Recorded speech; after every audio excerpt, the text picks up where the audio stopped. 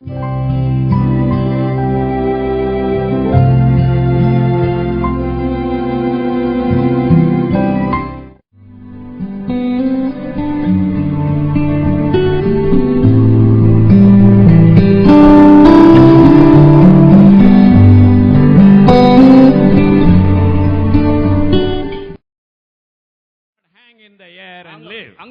மரமானது அங்கே ஆகாயத்தில் அப்படியே மிதந்து கொண்டு வாழ முடியாது. It has to be connected to the earth. அது பூமியோடு கண்டிப்பாக தொடர்பு படுத்தித்தான் ஆக வேண்டும். Fish came from the water. மீன்கள் தண்ணீரிலிருந்து வந்தன. So it has to be connected with the water. ஆகவே அது தண்ணீரோடு தொடர்புடையதாக இருக்க வேண்டும். Man came from God. ஆனால் மனிதன் தேவனிடமிருந்து He cannot live without God. ஆனால் தேவனன்றி அவனால் வாழ முடியாது. Hallelujah. Hallelujah. Hallelujah. Man living without God is dying. அங்கே மனிதன் தேவனன்றி வாழ்வான் என்றால் அவன் மரிக்கிறான். You are God. நீங்கள் தான் தேவன். But you die like man. ஆனால் மனிதனை போன்று நீங்கள் சாகிறீர்கள். Everybody lift your hand. எல்லாரும் கரங்களை உயர்த்துங்கள். You have the power like God has. தேவனை போன்று உங்களுக்கு அந்த அதிகாரம் இருக்கிறது. Hallelujah. Hallelujah. Say Lord thank you. நன்றி ஆண்டவரே. நன்றி ஆண்டவரே.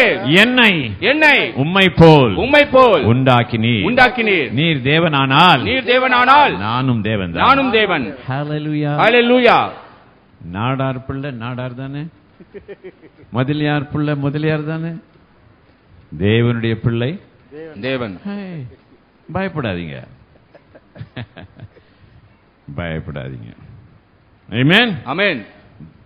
Nobody, no other creation on this earth has the power like you. உங்களுக்கு இருக்கிற அதிகாரத்தை போன்று பூமியில எந்த சிருஷ்டிக்கும் அந்த அதிகாரம் இல்லை. You are a co-creator with God. நீ தேவனோடு கூட சம அந்தஸ்து உள்ள சிருஷ்டிக்கக்கூடிய வல்லமை படைத்தவன். Hallelujah. Hallelujah. No animal, no monkey can build a house. எந்த குரங்கும் எந்த மிருகமும் வீடு கட்டுவதில்லை. No dog can cut a tree and make a chair. அங்கே எந்த நாயும் மரத்தை வெட்டி நாற்காலிகள் உருவாக்குவதில்லை. God created the tree. தேவன் மரத்தை சிருஷ்டித்தார். You created the furniture. நீங்கள் தான் நாற்காலிகளை உருவாக்கினீர்கள். You are a co-creator with God. நீங்கள் தேவனோடு கூட உருவாக்கக்கூடிய அந்தஸ்தில் இருக்கிறீர்கள். Everything else God created through His word. தன்னுடைய வார்த்தையின் மூலமாக மற்ற எல்லாவற்றையும் சிருஷ்டித்தார். You also create through your word. உன்னுடைய வார்த்தையின் மூலமாக நீனும் சிருஷ்டிக்கிறாய். Hallelujah. Hallelujah. Praise the Lord. Praise the Lord. You are a powerful creation. நீ வல்லமையுள்ள ஒரு சிருஷ்டி. You are just like your father. உங்களுடைய பிதாவை போன்று நீங்கள் இருக்கிறீர்கள். You are a spitting image of your father. நீங்கள் உங்கள் பிதாவினுடைய சாயலை போன்று உருவாக்கப்பட்டவர்கள். You look like your daddy. உங்கள் தகப்பனாரை போன்று நீங்கள் காணப்படுகிறீர்கள். You better talk like your father. நீங்கள் உங்களுடைய தகப்பனை போன்று பேசுங்கள். Your father is God. உங்களுடைய தகப்பனார் தேவன். He does not talk when he sees a darkness. ஐயோ இருளா இருக்கேன்னு பேச மாட்டார். வெளிச்சம் உண்டாகட்டும். ஆமென். ஆமென். உங்க அப்பா எப்படி பேசுறாரு? இருளை பார்த்து ஐயோ இருட்டா இருக்கேன்னு பேச மாட்டார். இருட்டை பார்த்து என்ன பேசுவாரு? ஐயா தைரியமா பேசுங்க. இருட்டை பார்த்து என்ன சொல்வார்? உண்டாகுமா? Amen. Praise the Lord. You are not ordinary people. நீங்கள் சாதாரண ஜனங்கள் அல்ல. Amen. Amen. Praise the Lord. Praise the Lord. You are powerful creation. நீங்கள் வல்லமையுள்ள ஒரு சிருஷ்டி. Hallelujah. Hallelujah. You are chosen before the world was created. இந்த உலகம் தோன்றப்படுவதற்கு முன்பதாக, சிருஷ்டிக்கப்படுவதற்கு முன்பதாக நீங்கள் தேர்ந்தெடுக்கப்பட்டவர்கள். எபேசியர் 1:4 படி. எபேசியர் 1:4. Hallelujah. You are such a blessed person. நீங்கள் அந்த அளவுக்கு ஆசீர்வதிக்கப்பட்ட ஜனங்கள். தமக்கு முன்பாக நாம் அன்பில் பரிசுத்தமுள்ளவர்களும் குற்றமில்லாதவர்களுமாய் இருப்பதற்கு அவர் உலக தோற்றத்திற்கு முன்னே கிறிஸ்துவுக்குள் நம்மை தெரிந்து கொண்டபடியே. Hallelujah. Because Jesus was crucified before the foundation of the world. இந்த உலக தோற்றத்துக்கு முன்பே இயேசு சிலுவையிலே அடிக்கப்பட்டார். You were born before the foundation of the world. நீ உலக தோற்றத்துக்கு முன்பதாகவே நீ பிறக்கப்பட்டாய். You are saved before the foundation of the world. உலகம் தோன்றுவதற்கு முன்பதாகவே நீ ரட்சிக்கப்பட்டாய். ஒரு கம்பெனில சீனியர் எவ்வளவு அத்தாரிட்டி இருக்கோ அதே மாதிரி இந்த பூமிக்கே நீங்க தான் சீனியர். பூமி வரதுக்கு முன்னாலே நீங்க வந்துட்டீங்க. ஆமென். அல்லே. Praise the Lord. Praise the Lord. யோபு 38:4-5 படிங்க.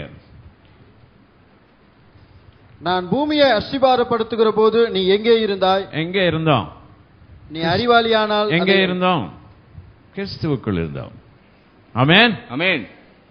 ஆமென். அப்புறம் அதற்கு அளவு குறித்தவர் யார்? அதன் மேல் நூல் போட்டவர் யார்? ஆமென். இதை நீ அறிந்தால் சொல்லு. சொல்லு. அடுத்த வசனம். அதன் ஆதாரங்கள் எதின் மேல் போடப்பட்டது? அதன் கோடிக்கல்லை வைத்தவன் யார்? ம். அப்பொழுது விடியற் காலத்து நட்சத்திரங்கள் ஏகமாய் பாடி, எல்லாம் choir, heavenly choir was singing, பரலோக பாடல்கள் பாடினார்கள், angels were singing. தூதர்கள் பாடினார்கள். அடுத்தது, தேவபுத்திரர் எல்லாரும் கெம்பீரித்தார்களே. நீங்கள் தான் தேவபுத்திரர். என்ன பண்ணீங்க? கெம்பீரித்தீர்களே. எப்படி கம்பீரிக்கிறது? ஒரு கம்பீரமா ஹல்லேலூயா சொல்லுங்க. அல்லேலூயா. உலகம் உண்டாகும் போது இப்படிதான் சொன்னீங்க, நம்ம எல்லாம் சொன்னோம். ஆமென். ஆமென். நம்ம பாடி தான் 28 வயசு, உங்களுடைய ஆவி உலக தோற்றத்துக்கு முன்னாலே. ஆமென். ஆமென். Praise the Lord. Praise the Lord. How do you use your spirit? உங்களுடைய ஆவியை எப்படி நீங்கள் பயன்படுத்த வேண்டும்? By speaking the word. வார்த்தையை பேசுவதன் மூலமாக. யோவான் 6:63, John 6:63. ஆவியே உயிர்ப்பிக்கிறது, மாம்சமானது ஒன்றுக்கும் உதவாது. நான் உங்களுக்கு சொல்லுகிற வசனங்கள் ஆவியாயும் The ஜீவனாயும். words which I speak, நான் சொல்லுகிற வார்த்தைகள் எல்லாம் they are spirit. அவைகள் ஆவியாய் இருக்கிறது. How do you release your spirit? எப்படி உங்களுடைய ஆவியை விடுவிக்கிறீர்கள்? You speak the word. நீ வார்த்தையை பேசுகிறாய். Your word is your spirit. உங்களுடைய வார்த்தை தான் உங்களுடைய ஆவி. If your spirit is born again, உங்களுடைய ஆவியானது மறுபடியும் பிறக்கும். your words will be a born again word. உங்களுடைய வார்த்தைகள் மறுபடியும் பிறந்த வார்த்தைகளாக If your இருக்கும். spirit is full of faith, உங்களுடைய ஆவியானது விசுவாசத்தால் நிறைந்திருக்கும். your words will be full of faith. உங்களுடைய வார்த்தைகளும் விசுவாசத்தால் நிறைந்திருக்கும். Hallelujah. Hallelujah. Praise the Lord. Praise the Lord. No matter what happens around the world, உன்னை உலகத்தில் என்ன நடந்தாலும் அதை பற்றி கவலை you இல்லை. can speak. நீங்கள் பேச முடியும். It shall happen. அது நடக்கும். In the Old Testament, பழைய ஏற்பாட்டிலே Psalm 1:3, 1வது சங்கீதம் 3வது வசனம் என்ன? whatsoever he doeth shall prosper. நீ செய்வதெல்லாம் வாய்க்கும். That's in Old Testament. அது பழைய ஏற்பாட்டு காரியம். But in the New ஆனால் Testament, புதிய ஏற்பாட்டிலே Mark 11:23, mark 11:23 you read those words. அந்த வார்த்தைகளை வாசியுங்கள். Whosoever shall say unto the mountain, be thou removed, be thou cast into the sea, but shall not doubt in his heart, but believe those things which he says shall come to pass, he shall have whatsoever he says.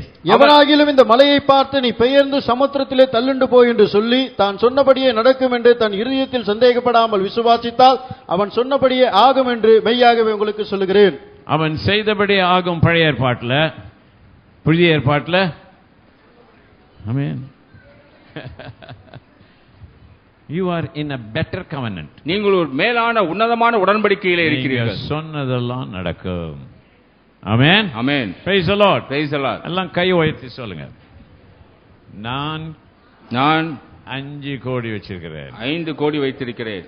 ஏன்? நான் கோடீஸ்வரன். நான் கோடீஸ்வரன். சாதாரண ஆள் அல்ல. சாதாரண ஆள் அல்ல. தெருவையே வாங்கிடுவேன். தெருவையே வாங்கி விடுவேன். எந்த வீடையும் வாங்க முடியும். எந்த வீடையும் வாங்க முடியும். நான் தரித்திரன் அல்ல. நான் தரித்திரன் அல்ல.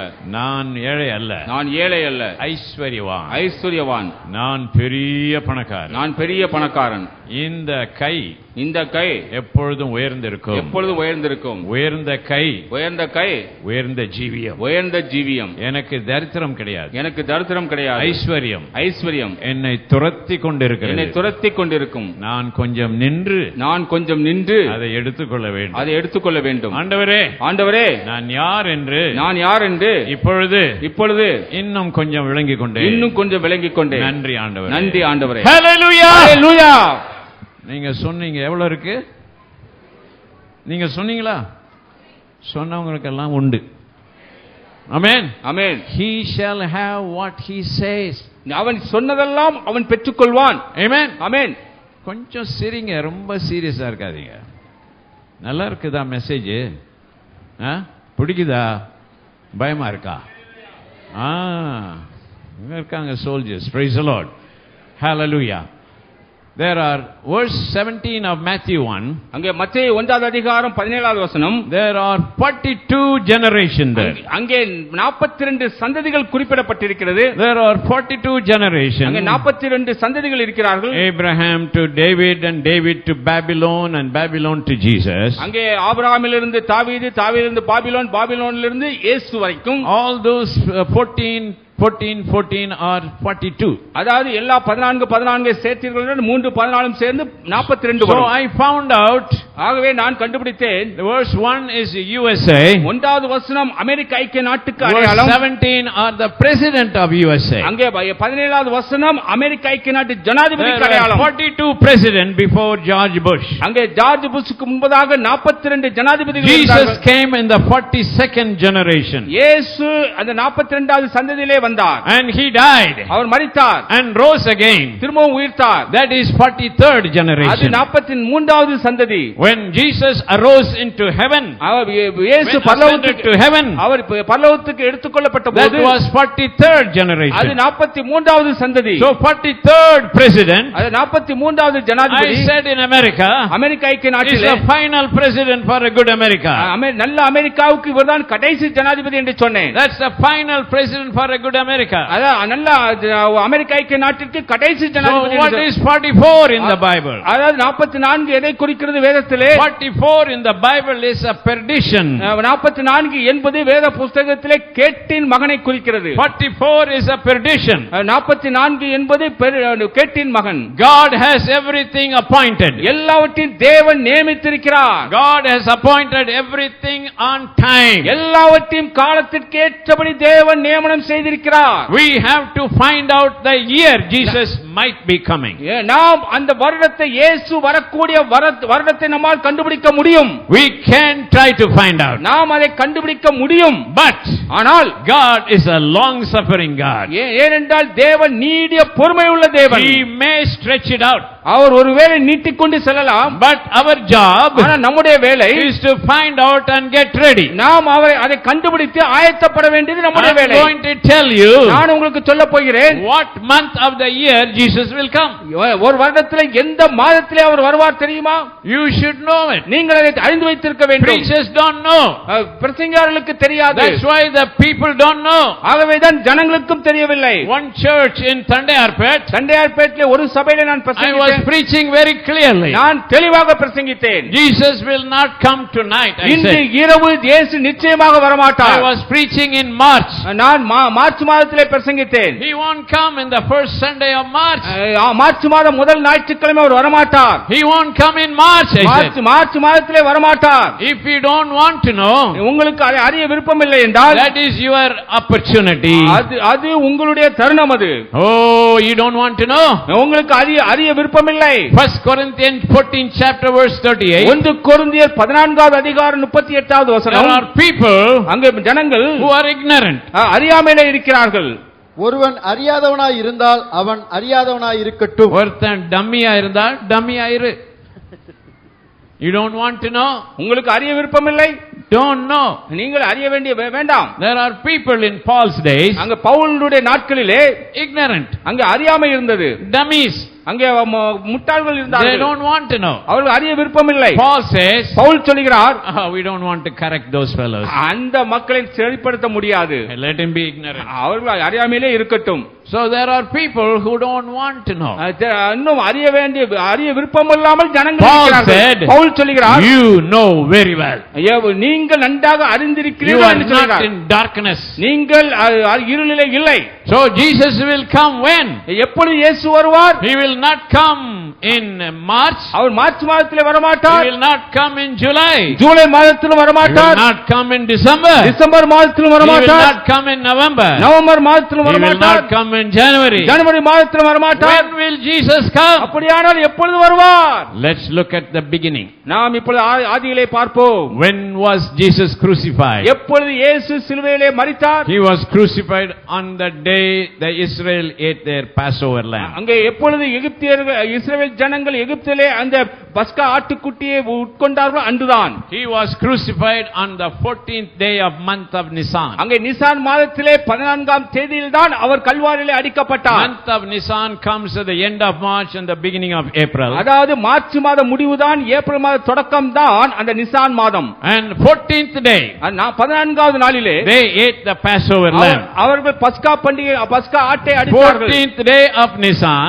நிசான் மாதத்திலே 14 Jesus was crucified. இயேசு சிலுவையிலே அறையப்பட்டார். On the 17th day 17வது நாளிலே Israel crossed the Red Sea. இஸ்ரவேல் ஜனங்கள் சிவந்த சமுத்திரத்தை On the கடந்தார்கள். 17th day 17வது நாளிலே Jesus rose from the dead. அங்கே இயேசு மரித்ததிலிருந்து உயிர்த்தெழுந்தார். Red Sea was crossed. அங்கே சிவந்த சமுத்திரம் It was கடக்கப்பட்டது. symbolic of death. அது மரணத்துக்கு அறிகுறியாக இருக்கிறது. So the 17th day ஆகவே 17வது நாள் Noah's ark landed on Mount Ararat. அங்கே அரராத் மலையின் மீது நோவாவுடைய பேழை The resurrection அங்கே உயிர்த்தெழுதல் is number 17. அது 17வது நாள். On the 50th day 50வது நாளிலே the Holy Ghost came. அங்கே பரிசுத்த ஆவியானவர் அருளப்பட்டார். Everything God does on time. எல்லாவற்றையும் தேவன் காலத்திலே சரியானபடி செய்தார். Hallelujah. Hallelujah. Jesus was crucified at 3 p.m. அங்கே இயேசு 3ஆம் மணி வேளையிலே கல்வாரியிலே அடிக்கப்பட்டார். He gave his life. தன்னுடைய ஜீவனை விட்டார். He yielded up his ghost at 3 p.m. அவருடைய ஜீவனானது 3 மணிக்கு எடுத்துக் கொள்ளப்பட்டது. At the same time அதே நேரத்திலே the veil of the temple was opened. திரைச்சாலை தேவாலயத்தில் இரண்டாக கிழிந்தது. Why?